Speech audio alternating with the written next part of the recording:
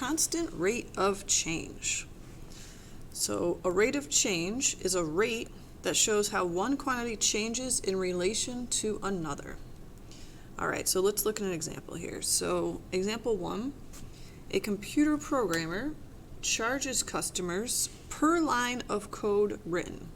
There's that per again. Remember, the per is really going to be this fraction bar.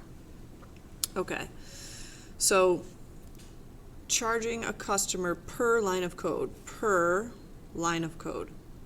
okay?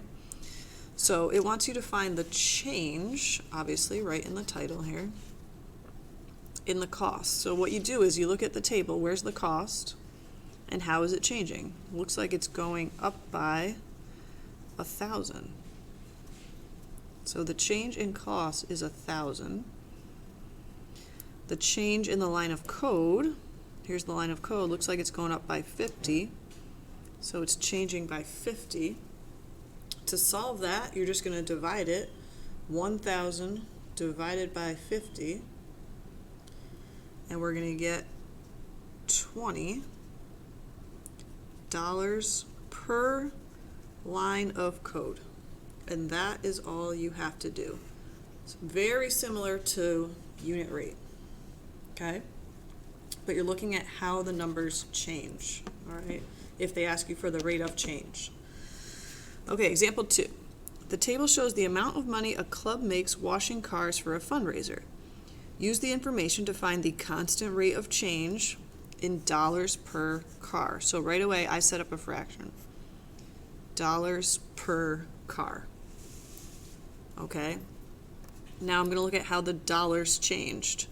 So here's the money. It looks like it's going up by 40.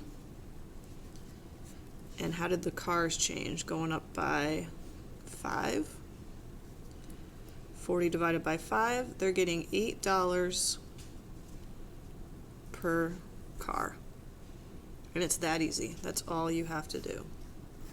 So again, if you can read the problem correctly, it's going to give away what to do. All right, now also, since we just did some graphing, it says you can also use a graph to find the constant rate of change. So example 3, the graph represents the distance traveled while driving on a highway. Find the constant rate of change. Okay, something to remember, this you're going to have to kind of memorize. You really always want to do the y values over the x. And on a graph, the x is always the horizontal here. Look, it's even labeled. Right, here's your x. And the y is the vertical.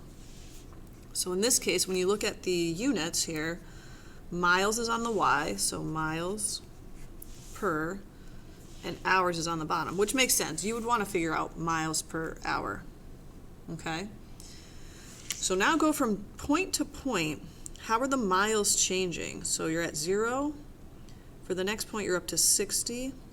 Next point, you're up to 120. So it looks like it's going up by 60. And how are the hours changing from point to point? Can you see the points here? Kind of a bad copy. So even though we're going 2 lines, look, that's only 1 hour.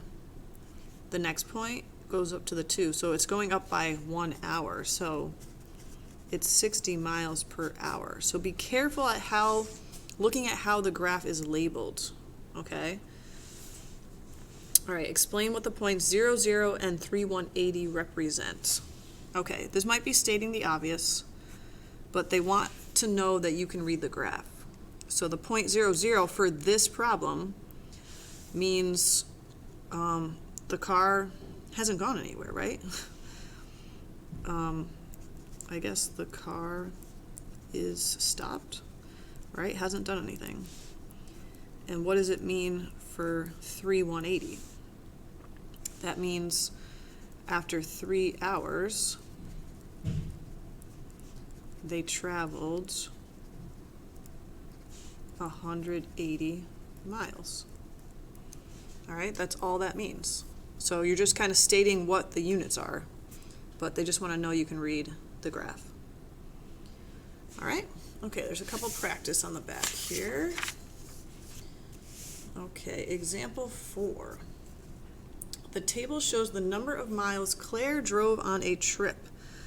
Use the information to find the constant rate of change in, here they go, miles per hour. So miles per hour. Set it up. And then look at how it changes. So the miles, how are the miles changing? Looks like going up by 130. How are the hours changing? 2, 4, 6, going up by 2.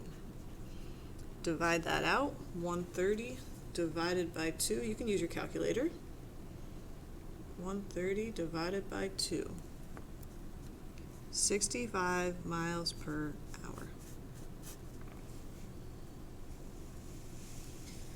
All right, go ahead and try number 5 and 6 on your own, and then we'll unpause and go over it. All right, so example 5 said the table and the graph show the daily charge to rent a carpet cleaner for 2 different companies. Which company charges less per hour? Actually, you could change that to day. These are both about days. So this one is 15 for 1 day. So 15 per day. Oops, 15 per day. And what is this one? This one looks like 10 per day. So charges less. Sweepers, they just sweep. In example 6, the cost of 1 movie ticket is $7.50. The cost of 2 is $15. Based on the constant rate, what is 7 movie tickets? I think you could just do $7.50 times 7 and it would work. Oops, 52.50. I got 52.50. So there's probably a lot of ways you could do that. Hopefully we all got the same thing here. 750 times 7. Yeah, 52.50. All right. Good job, guys.